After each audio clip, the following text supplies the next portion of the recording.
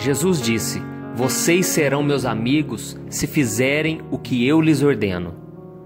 Há momentos em nossas vidas em que fazer a vontade de Deus é muito difícil, não é mesmo? Mas o que nós devemos fazer quando Deus nos pede algo que nós não queremos fazer? Nós devemos simplesmente nos submeter à vontade dele, porque Deus tem planos muito melhores do que os nossos, e nós só vamos experimentar a vontade de Deus, que é boa, perfeita e agradável, se nós obedecermos a ele. Jesus disse: "Vocês serão meus amigos se fizerem o que eu lhes ordeno." Perceba que Jesus não disse que nós seremos amigos dele se nós fizermos apenas o que nós concordarmos, ou aquilo que acharmos confortável, prazeroso. Não, muitas vezes, por fazer a vontade de Deus, nós seremos aborrecidos, ficaremos chateados, porque nós queremos fazer a nossa vontade e não poderemos fazer. E veja o que Jesus disse em Lucas capítulo 14. "Se alguém vier a mim e não aborrecer a seu pai, e mãe, e mulher, e filhos, irmãos e irmãs, e ainda também a sua própria vida, não pode ser o meu discípulo." E quando nós lemos o Antigo Testamento, nós vemos também que homens e mulheres, eles queriam fazer a vontade deles, mas eles tiveram que se submeter à vontade de Deus. E eles tiveram que aborrecer a sua própria vida para fazer aquilo que Deus pedia. E quando nós vemos Davi, por exemplo, Davi queria construir um templo para Deus, mas esse não era o plano do Senhor para ele. E Davi então teve que obedecer a Deus, ele não pôde fazer, porque Deus tinha planos para o filho dele, Salomão, construir um templo. Vemos também que Jonas, ele foi chamado por Deus para pregar ao povo de Nínive, mas ele não queria, porque ele não queria que Deus alcançasse aquelas pessoas que eram pessoas más. E então Jonas, nós sabemos da história, ele fugiu num barco, ele foi na direção completamente oposta. E nós sabemos o que aconteceu. Veio a tempestade, as coisas pioraram para Jonas e ele foi arremessado ao mar para ser morto. Mas pela misericórdia de Deus, pela graça de Deus, um grande peixe engoliu Jonas e ele ficou ali 3 dias refletindo a respeito da vontade de Deus para a vida dele.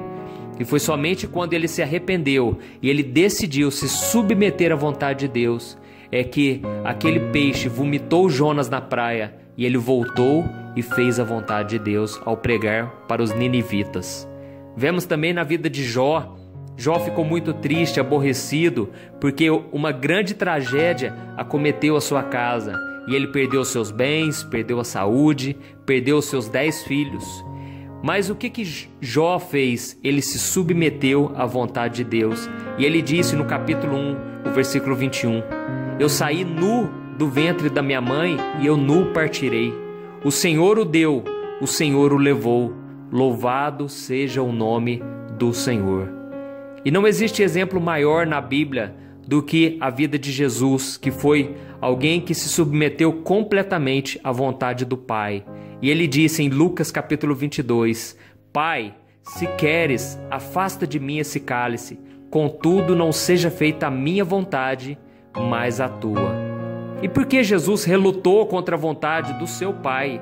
Porque Jesus teria que carregar os pecados do mundo inteiro ali na cruz do Calvário. Ele sofreria um castigo que não era dele, não pertencia a ele. Era um castigo que eu e você merecíamos. E por isso a sua carne queria falar mais alto. Jesus queria um outro método, uma outra forma de pagar o preço. Mas o Pai, o nosso Deus, ele queria que Jesus fosse para a cruz. E na nossa vida também, na vida de todo cristão, chegará um momento em que a nossa obediência precisará vencer os nossos desejos carnais.